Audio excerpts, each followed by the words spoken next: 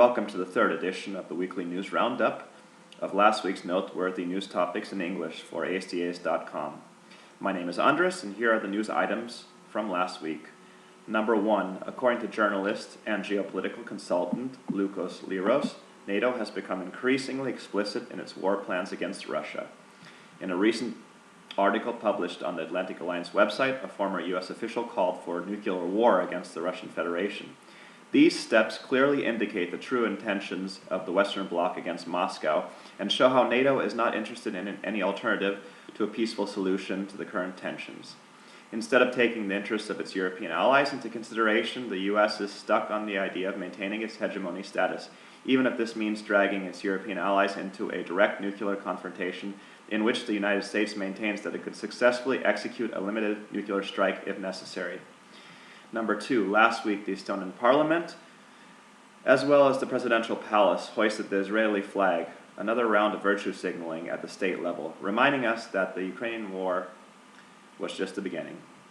Number 3, the popularized ESG investments in 2020 and 21 are seeing disappointing returns, causing concern among financial experts. Recent trends show a move away from sustainable funds, with companies such as BlackRock and State Street Corp pulling back from certain ESG ventures. Despite the challenges, some companies are re-strategizing by launching specific ESG products in the hope of better financial performance. Number 4, months after the famed journalist and Pulitzer Prize winner Seymour Hersh discovered that the U.S. blew up the Russia-Germany natural gas pipeline in the Baltic Sea in September 2022 under the guise of the NATO exercise, another undersea gas pipeline, this time connecting Finland and Estonia, was sabotaged.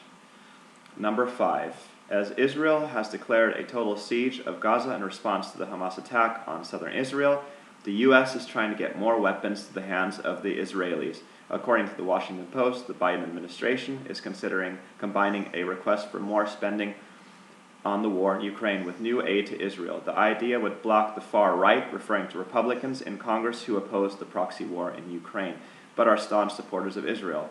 No final decision has been made, and in the meantime, the U.S. is supplying Israel with new weapons with the aid of its allies.